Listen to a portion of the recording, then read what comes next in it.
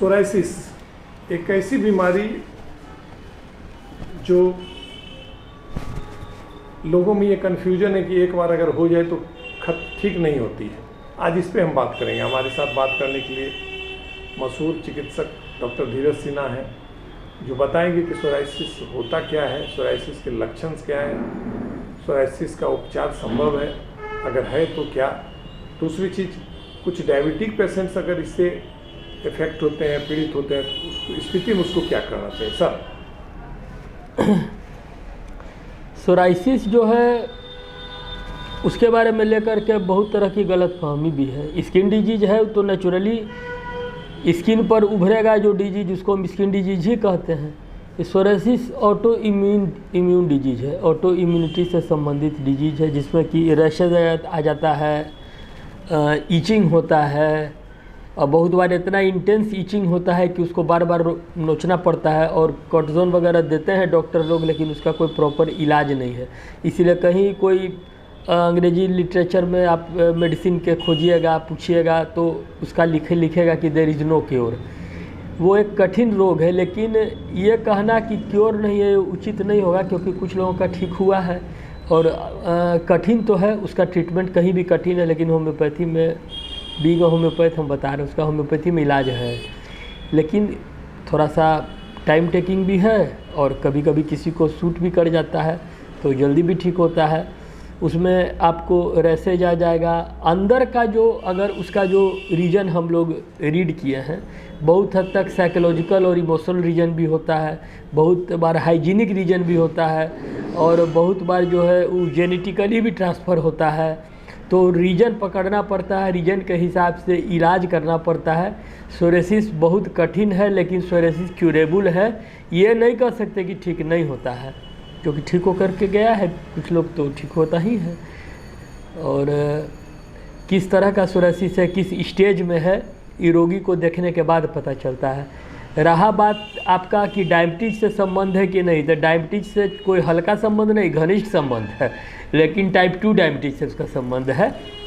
और ज़्यादातर हम लोग के हिंदुस्तान में टाइप 2 ही डायबिटीज होता है।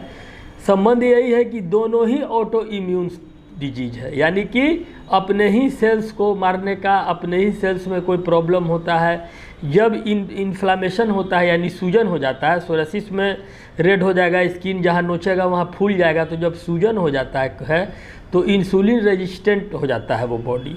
तो इसीलिए मधुमेह के रोगी को, डायबिटीज के रोगी को सतर्क रहना है। और सोराइसिस वाले को अगर डायबिटीज हो जाता है तो उसमें थोड़ा सा दिक्कत है, लेकिन इलाज है सोराइसिस का, और लक्षण के हिसाब से इलाज है। उसमें ड्राई स्किन है, ग्रीजी स्किन है, ऑयली स्किन है, ये देखना पड़ता है, किस समय बढ़ता है ये देखना पड़ता है। तो ऑटो इम्यून सिस्टम का डिजीज है, और थोड़ा मेंटल स्ट्रेस का भी उसमें लक्षण पाया गया है। बहुत लोग जो है मेंटली जो है ज़्यादा स्ट्रेस ले लेते हैं, टेंशन ले लेते हैं, तो बढ़ जाता है। बहुत डीप जाने पर पता चलता है कि इसका साइकोलॉजिकल रीजन भी है, और कभी कभी जेनेटिक फैक्टर भी कुछ सामने आता है। तो लक्षण के हिसाब से इलाज करने पर वो ठीक होता है। डॉक्टर जो है टेम्पररी मलहम वगैरह दे देता है, लेकिन मलहम से थोड़ी देर के लिए उसका ईचिंग में प्रॉब्लम जो हो रहा है उसमें आराम मिलेगा, लेकिन वो क्योर नहीं होगा। क्योर रेगुलर मेडिकेशन से होता है, यही है। डॉक्टर साहब, पता कैसे चलेगा कि सोराइसिस, आप लोग पता कैसे करते हैं कि सोराइसिस है? देखिए, अनुभव जब हो जाता है तो देख करके भी पता चल जाता है। उसके अलावा उसका टेस्ट भी है। नहीं, जैसे टेस्ट आप कराते हैं उसमें जैसे लक्षण होते होंगे, कुछ लक्षण आपने बता दिया, तो किसी को सोराइसिस है तो वो क्या कंसंट्रेट करे, किस तरह से उसको लगे कि नहीं, आप बताते हैं कि नहीं ये सोराइसिस है, इस पे बात करेंगे। देखिए, जैसा कि आपको हम बताएं, सीधे सीधे पता तुरंत नहीं चलता है। उसका डायग्नोसिस जो है उसका होता है ऐसे स्किन बायोप्सी से, लेकिन देखते देखते एक लेबल आ जाता है डर्मेटोलॉजिस्ट का या किसी अनुभवी होम्योपैथ का, तो उसके लक्षण से वो पकड़ लेता है, नहीं तो स्किन बायोप्सी है। अच्छा, एक चीज़ और है कि क्वेश्चन है कि सोराइसिस में क्या परहेज़ करना पड़ता है खाने पीने का? वो भी डिपेंड करेगा मेरे हिसाब से, अगर पूछिएगा तो लक्षण से भी। लेकिन जनरली जो है बहुत लोगों को, कुछ लोगों को अगर स्किन का प्रॉब्लम उभरता है तो मछली वगैरह से उन लोगों को होता है, कुछ लोगों को किन्हीं लोगों को एग से इंक्रीज हो जाता है, किसी को दूध से होता है।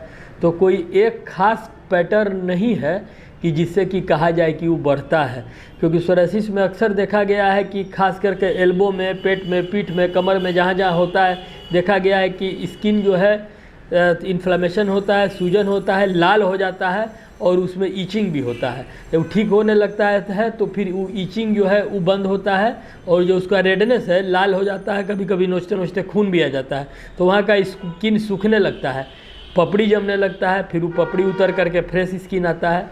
तो जब फ्रेश स्किन आने लगा तो इसका मतलब है कि बीमारी ठीक होने लगा। फ्रेश स्किन नहीं आकर के फिर से उसी तरह से बॉइल्स हो गया या उसी तरह से चकत्ता हो गया, उसमें से खून बहने लगा, पस बहने लगा, तो जैसा लक्षण रहता है वैसा हम लोग उसका इलाज करते हैं। वो एक ऑटो इम्यून डिजीज ही है जिसके कारण वो टफ हो जाता है ट्रीटमेंट में। स्किन बायोप्सी के द्वारा वो पता चलता है, आजकल तो और भी कई तरह के टेस्ट आ गए हैं, तो उसके द्वारा वो पता चल जाता है।